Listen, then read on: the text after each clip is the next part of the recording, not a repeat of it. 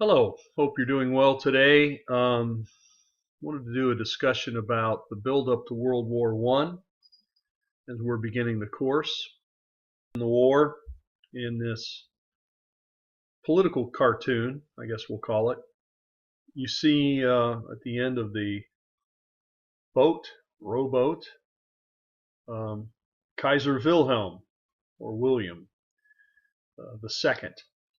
After he replaces his uncle to power, there was a lot of stability. His uncle, with the help of Bismarck, Otto von Bismarck, had unified Germany in 1871, and things in Germany were then quite stable. Bismarck made sure it was stable, and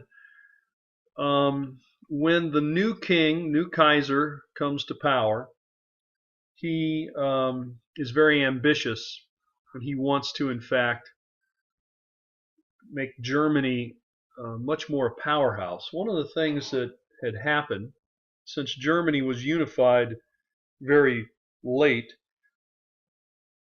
in this whole process by other European nation standards, um,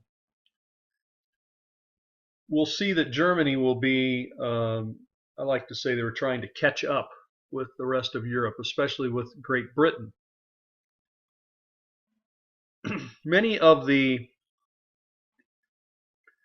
leaders of Europe were related.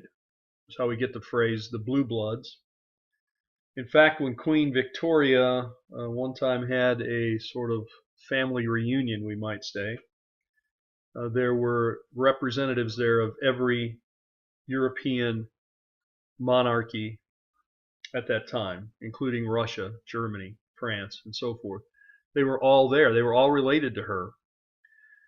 Part of the reason for this is that if you were, let's say, a prince or a princess, you couldn't just go and find someone to marry anywhere. You just couldn't pick somebody.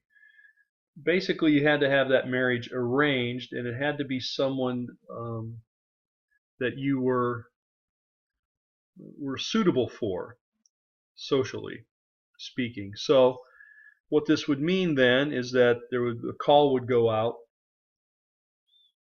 that Princess so and so, Katharina or something, is ready to get married. There's Prince over here who's ready to get married. Anyway, there would be those who were ready to be married, of the age and of the decision, and so then they would be introduced to one another in rather formal ways by parties, where, say, someone from England would travel to Russia or France or Germany or Austria and go to these large formal parties where they would sort of be introduced to one another. Eventually, then, of course, someone would be chosen, a marriage would be arranged. So what this meant is that all of these leaders and the royal families around Europe were actually interrelated. So Catherine the Great, the Queen of Russia, for example, was really German. Uh, Wilhelm here was related to Queen Victoria. In fact, his uncle was the King of England, one of his uncles. And so anyway, he had a lot of ties with England. He was ambitiously looking at things in much the way that he thought things would happen in England. So when he comes to power, he wants to get Germany to become a real world power. Remember, Germany had been fragmented until 1870, 1871. For example, at the time of Martin Luther, let's say the 1540s, Germany was over 300 small principalities. Now, that had reduced in size somewhat over the years, but they were still fragmented until the 1870s. Now, that means that they sort of missed out on European expansion. European colonialism. And what Wilhelm II here wants to do is to try to make up for that lost time. There was also a sort of philosophical side to this, I suppose, as well as we might say religious. They felt their time had come. The teachings of Hegel, the philosopher Hegel, talked about world historic individuals and about um, the dialectic which forced history forward. And so many people in Germany felt it was their time, it was their place. This was their destiny, so to speak. And Wilhelm II, I think, felt that way. So when he comes to power, he's much younger than his uncle. He's much more ambitious, and he is wanting to really propel Germany forward. He does this through trying to build up the navy and build up the military, which they already had sizable military and navy, but nothing to compare, say, with Great Britain, some of the other powers. So this political cartoon reminds me of all those things. That's why I put it up here on the PowerPoint. You see a young Wilhelm, in the front of the boat there, turning and looking back at the other heads of state of England and France and so forth. And all of them, of course, are quite disturbed because they have had a nice balance of power, a nice equilibrium, really since, for probably a generation anyway, since the 1870 or so. So for 30, 40 years, things have been nice and stable. Everybody's been getting along, so to speak, and the status quo has been held. This is not what Wilhelm II wants. He is the grandson of Victoria, and he is rocking the boat in this cartoon, literally. The others, of course, are upset. Underneath, the caption reads in French, L'enfant terrible, the terrible child, the one that's causing all this trouble across Europe. And he will, of course, and this is what will lead up to the build up to World War I. Now, the other thing to remember is part of this balance of power that had been in place since roughly 1870 or so, 1871, had been negotiated by Bismarck, and Bismarck, who had used actually warfare, although limited warfare, to unify Germany into a unified state with a Kaiser, then became the real master at diplomacy and treaties and alliances to try to hold the peace. So this alliance system then had created a balance of power, which of course is what our political cartoon is saying here. The balance of power, which had been there for a while, now being disrupted. Well, Bismarck then had set up what he had called the Triple Alliance to ensure that Germany had peace and had secure borders and so forth. He had actually formed an alliance. He formed an alliance, as you can see here on the screen, with Germany, Austria, and Italy. So Austria-Hungarian Empire, Italy, King of Italy, and Germany. This Triple Alliance, as it was called, set up a balance of power. The idea here is that if anyone attacked, say, Germany or Austria or Italy, it would be as if they had attacked them all. This Triple Alliance system, Germany, Austria, and Italy, to assure that Germany had secure borders. Notice who's left out: France, England. Actually, with Russia, though, Bismarck had made a treaty with Russia, and there was on good terms. The idea here, of course, is that needed to keep Russia. It was a very large, populous country just to the east of Germany. Need to keep good terms with them to avoid any conflict there. And so this is a situation during Kaiser Wilhelm II, during the time of Bismarck, when Kaiser Wilhelm that's Kaiser Wilhelm I with Bismarck. When Kaiser Wilhelm II comes to power, Bismarck remains as the prime minister. However, when it becomes clear that the new Kaiser is not going to renew the treaty with Russia and is going to let all of this sort of fall apart, Bismarck will resign. And when Bismarck resigns, this is going to be a signal around Europe that things are changing and what they don't think for the good. So if we really want to understand World War I, we have to understand the sort of pre-war situation, especially these pre-war alliances, to be able to understand how and why the war expands so quickly and really becomes a world war. It's because of this alliance system. In part, it's because there was colonial expansion, European expansion around the world, so that in fact the conflict won't be confined just to Europe, although we're going to confine a lot of our discussions to that, but not all of it. The Middle East certainly be involved. You have to understand as well the Ottoman Empire is still, although not as secure as it was, the Ottoman Empire is still there, and a lot of this expansion and so forth is going to draw the Ottomans into this. In fact, Germany will become a major ally of the Ottoman Empire.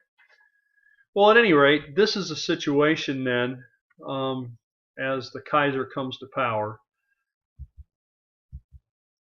So let's say in 1890, this is when, after he has come to power, here is a picture of him with his son.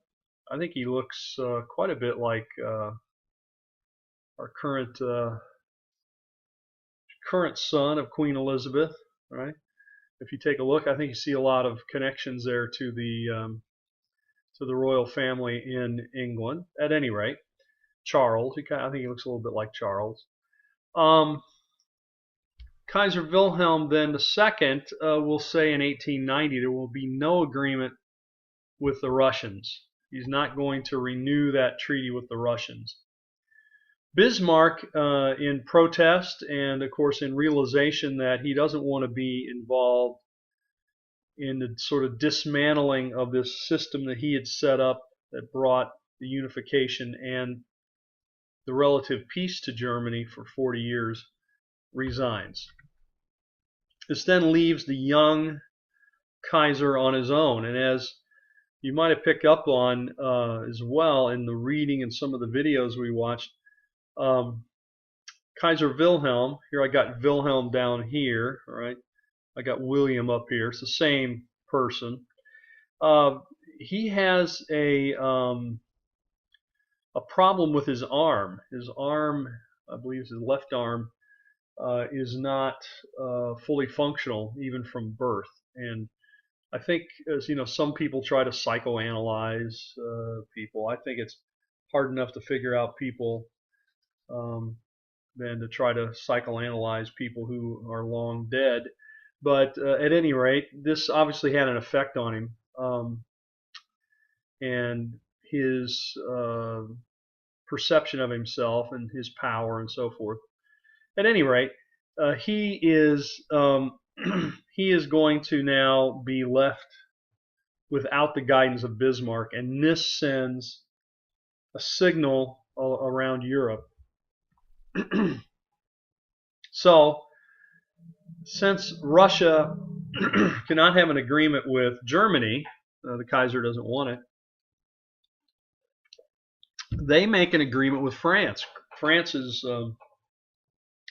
more than happy to make this agreement in 1894.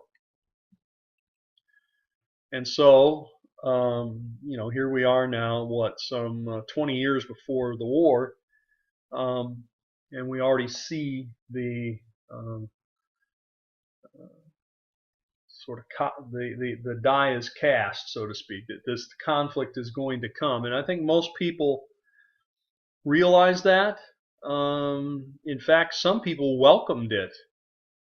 It had been a long time since there had been a war, and some of them felt they had something to prove.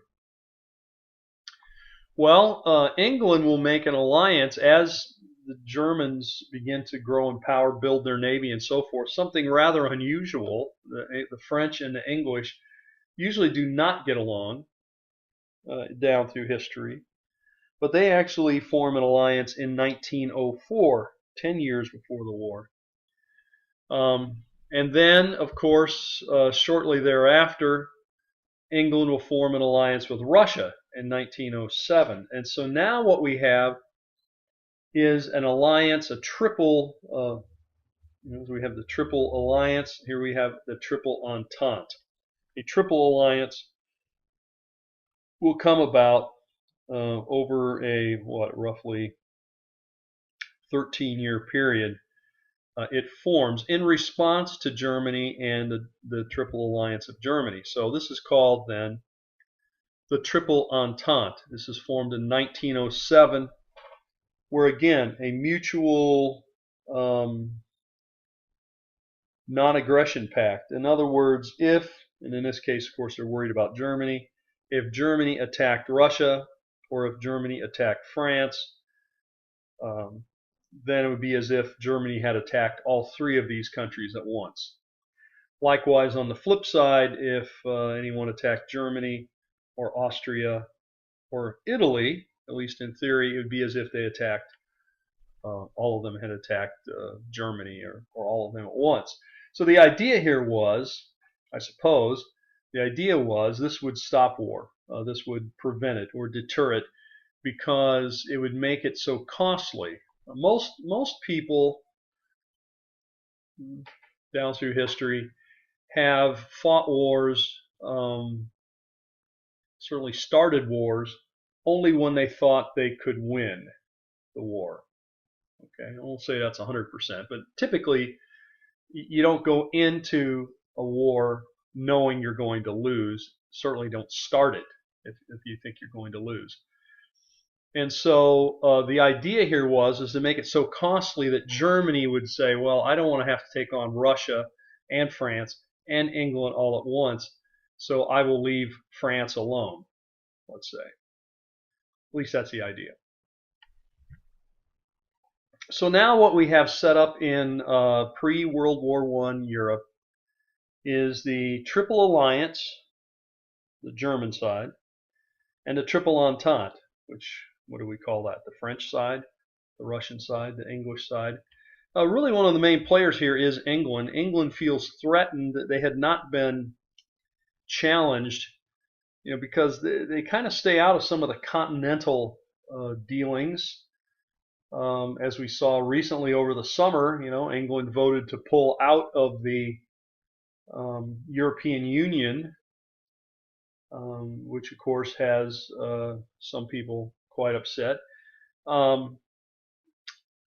had somebody ask me this summer, actually I was flying on a plane, somebody sat next to me and found out I taught history, and then he said, well, what do you think about this? Are you surprised by this, that England, Great Britain pulled out of this European Union? I said, no, the only thing that surprised me is that they stayed in it as long as they did, because England has always wanted to stay out of the continental dealings if they could, and they never fully went in. I mean, they did not give up the British pound, and now they're pulling out of it. How's that going to end? What's going to happen? Is the European Union going to collapse? Well, those are, that's the future. We're talking about the past. But England has never wanted to be that closely tied to the continent, I suppose for good reason. They're an island nation, and that's been their buffer, and they've relied upon a great navy. But the thing that happened here was, of course, is that Germany began to imitate the British Navy, and I think this got the attention of Great Britain, and they wanted to make sure that this threat from Germany did not succeed. So here, as you know, I slave endlessly over the PowerPoints to create um, just wonderful graphic depictions of um, historical concepts. And so this one, I really had to use a lot of my graphic abilities to create such an elaborate graph as you're going to see here. Here's the pre-World War I alliances. Triple Alliance versus the Triple Entente. Notice it's even color-coded. So who's in the Triple Alliance? Just to review, Germany is the main player here. Austria-Hungary or Austro-Hungarian Empire. And then, of course, Italy. And I put Italy last for good reason. Well, I don't want to spoil anything, but when all this comes down, the Italians back out. They don't really join in. Anyway, then the Triple Entente. Russia is sort of the first one who begins to negotiate something. And then, of course, France, they join with France. And then finally, England gets on board, and we have the Triple Entente. So this system then is set up where the balance of power had been there for about 30 or 40 years, now begins to be the rocking the boat, as we saw in that political cartoon. Now, before I go to the PowerPoint, let's just take a look at this political cartoon here. Here we see the King of England in cartoon form. I'm sure he wouldn't appreciate this representation. But this is Edward. And of course, here is William, or Kaiser Wilhelm. Remember, this is his nephew. This is his nephew. Here's the uncle, here's the nephew. Now, over here, it has it all written in German, but basically this is the English Navy, and over here, Deutsch, the German Navy naval program. This is the English naval program. Notice that they're both depicted as painters, and he's painting all of his warships up here, and he has 3 rows there, so he's got 6. There's 7. He's going for 9. Maybe you could have 12. Over here, now he's imitating it. See, painting the same picture, not quite as big yet. And then you notice it says the Marine Painters of England and Germany. And then the caption reads, of course, Uncle Edward to William, your little marine masterpiece is too ambitious. Keep it a study. In other words, he's saying, well, let's not copy what I'm doing. Let's make it much, a study is just something that's very small, a small painting that is a study of a larger painting. But this is the worry that the Germans brought to England. So basically what begins to happen once it becomes apparent to many that war is going to happen. At least they believe it's going to happen. It's not a question of if, it's a question of when. And so basically on all sides, people are building up their military, their navy, their land forces. And of course, the thing that's going to happen here in World War I, that's say different from the wars of the 19th century, is that we're going to see an industrialized war that the world had never seen before. Yes, there have been some of these things sort of introduced a little in the wars that Bismarck ran in Europe, some technology, but nothing like this. There have been some of this, a little, precursor to this in the American Civil War, with the Gatling guns and some heavier artillery, but nothing like what's going to happen here in World War I. So they begin to make their military plans. They begin to build up their arms. They begin to gear up their factories to produce new kinds of weapons. Now, of course, in building up their arms, they hope to ensure victory. And, of course, again, each side thought they were going to win. In fact, they thought they would win handily. They thought they would win quickly. and that in fact, this war would be a quick and decisive victory for them. Unfortunately for everyone involved, as you know, it was not quick and easy. Now, another thing that begins to happen is William Wilhelm makes some posturing and threats, provoking and sort of intimidating warfare. And so we find that Wilhelm II is provoking. One of the places he's going to do that is down in Morocco.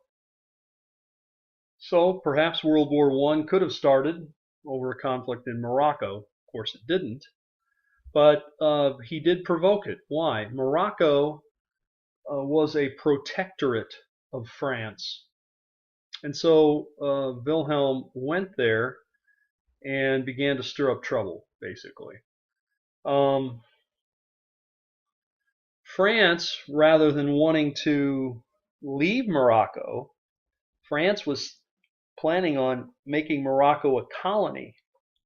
And in fact, if you take a look at France today, a lot of the people in their country who are Muslim are actually came there because of the colonies which France had in northern Africa, places like Morocco and Algeria and Tunisia and so forth. And so he goes down to Morocco and he begins to stir up trouble. There are obviously some people down there who would like to be independent of France. And so he supports their independence ideas and their independence movements. And of course, the French do not like this. They are outraged by all of this. French often get outraged. And they basically threaten war right then. The war didn't happen. Eventually, Wilhelm II will back down in 1905. But in 1911, the Germans send gunboats back down again to say we're going to support the independence movement here. And eventually they will back down from the brink of war there as well. But you can see the tensions are high. They're high and they're on edge. And most people believe war is going to happen. Where is it going to start? Is it going to start in North Africa? Is it going to start in the east? It ends up starting in the Balkan states. And so then what we call the Balkan crisis will in fact come into play. So we'll see that actually the World War I crisis will come to a head here in the Balkan areas. Especially then we're going to see centered in this city of Sarajevo. To understand this a bit, we have to understand what's going on in this area. Remember, the Austro-Hungarian Empire is allied with Germany, very close ally. Germany is, to be honest, more powerful militarily. But the Austro-Hungarian Empire, the Austrians had expanded into Hungary. And what they were trying to do is put together an empire of people who really had very different ethnic backgrounds. This is what was quite a challenge for them. They're trying to bring together the Hungarians. Remember, in Austria, they are Roman Catholic and they speak German, and they are essentially European descent. The Hungarians actually are descendants of people that came from Central Asia. Their language, Hungarian, is very different. Their food, their culture.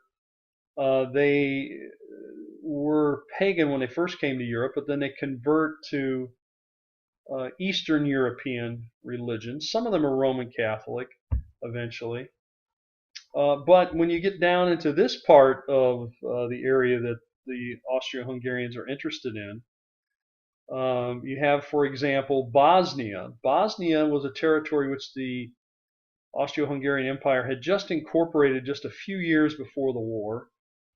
The Bosnians are in fact Muslim, um, the influence of the Ottoman Empire, and so they are primarily, the majority of people in this area are Muslim. The Serbs, nearby Serbs, which are trying to gain their independence of the Ottomans when they have, are Christian, but they are Eastern Orthodox. So Serbia is Eastern Orthodox. Um, Bulgaria is Eastern Orthodox, and so forth. So, and you have different languages: Serbian language, Romanian language, Bosnian, Bulgarian. There are different languages, different cultures, different religion, and the Austro-Hungarians are trying to bring all of this together. It's going to prove to be quite challenging. Well, they don't really successfully do it. But this is how they happen to be in Bosnia. Now, the Serbs wanted a greater Serbia. They want to expand and take over much of this Bosnia and even parts of Bulgaria. They wanted to create a greater Serbia. So, and they have just gained their independence from the Ottomans. Ottomans are getting weak. In the 19th century, the Ottoman Empire was called the weak old man of Europe. So Austria then and their empire is threatened by the unity of the Slavic people. The Slavic people are basically these Eastern European people that live here in the Balkans, along with the Russians. The Russians are Slavic people. Slavic then comes from their language. The language is a Slavic language. While they're different dialects, different roots of the language, they are all related ethnically and linguistically together. So in 1912, the Russians are, they're up over here in this area. They are sort of the chief power of the Slavic world, seen as the sort of big brother, the powerful uncle, if you will. And they are pushing for the smaller states to attack the Ottomans, to gain their independence, to weaken the Ottomans, because what, of course, the Russians are wanting to do is to move into this area themselves, to gain a toehold, and to get these Slavic people on their side. They were pushing pan-Slavism, whereas the Austrians are moving into this area. They would like to expand here. So this, actually, the collapsing Ottoman Empire creates the playing field here in Eastern Europe for the conflict between the Austrians and the Russians. And so the Serbs, the Bulgarians, the Romanians, and the Greeks had all pushed for independence. The Greeks had actually gotten their independence earlier, and the Serbs had just gotten their independence. The Bosnians had been incorporated into the Austro-Hungarian Empire, and the Austrians had looked to expand here. The Russians looked to get their influence here. All of this at the expense of the Ottomans, the sick old man of Europe. Everyone was wanting to carve it up and take its territory from it. That includes the Russians, the Austrians. Of course, we're going to see also the French, the British, even the Greeks want to get some of their territory, so forth. So we're going to see then there will be a war that are fought. The Ottoman Turks are defeated in the First Balkan War, and that's what allowed Serbia to gain its independence. But the Serbs wanted more territory in Bulgaria, and so Bulgaria was a part of the Ottoman Empire, so they fought again against them to create a greater Serbia. The Serbs, of course, get some allies. The Romanians and the Greeks, of course, will help them. And even some Turks, surprisingly enough. There were Turks, ethnic Turks within the Ottoman Empire who wanted to see the collapse of the Ottoman Empire so they could have an independent Turkish state, which, of course, they have today. And the modern state of Turkey began right after World War I. So the Ottoman Empire lasts for hundreds of years. It's a close ally eventually of Germany, but we see the Austrians moving into this territory basically to counter the Russians. So here you can see a map that sort of shows you the terrain maybe a little better Austria very mountainous, and they're moving into this area of what today is called Slovenia, Croatia, Bosnia, Hungary. They had all of this territory incorporated in them. And of course, you see Russia over here wanting to put its influence in this area. So as a result of all this, Serbia doubles in size. They wanted Bosnia as well, and Herzegovina. Remember, the Austrians had gained that territory in 1908.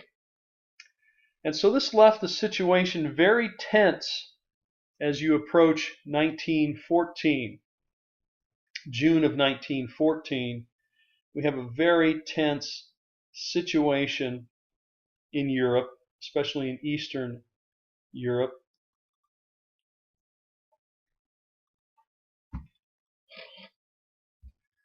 There are several factors that lead to World War I and lead to these conflicts. One of them, of course, we've mentioned, is the weakened nature of the Ottoman Empire. Another is the expansion of Europe, a European control around the world with colonialism.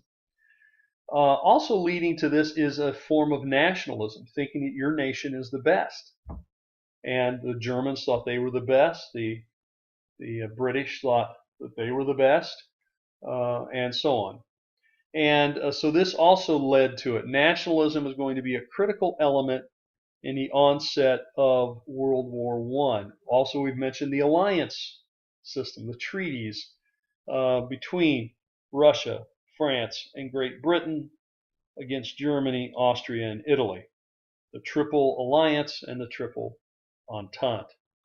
Very tense situation then as we come into the early summer of 1914. Nationalism is a factor we certainly see in the 19th century and in the 20th century, and certainly not gone today. But it's critical here to understand the beginnings of World War I. The buildup of arms that we've already mentioned as well. Germany and Italy playing catch up, as I call it. They're catching up to the other European powers. They had a feeling they had been left behind, been left out, and they wanted to regain or gain that notoriety, that power, that strength that they saw their neighbors having, especially Great Britain, but to some extent France, and even Austria, and the Russians. They had all expanded into other areas, but none greater than Great Britain. The other thing, of course, that plays into World War I, in general terms, we're going to see throughout the semester, is industrialization. The industrialization of Europe in the 19th century is going to lead to these major conflicts of the 20th century. And really, everyone will be caught off guard, I think, by what happens in World War I. Because what we will see is that everyone is fighting, they're fighting a war in the same way they had fought wars before in the 19th century, but now they're doing it against highly mechanized war, and simply those tactics are not going to work. And of course, we've already mentioned the concept of pan-Slavism. Well, I think we'll leave it there. This one a little longer than I had thought, but we'll pick it up from there and talk about the actual events of World War I, the beginnings of it, next time.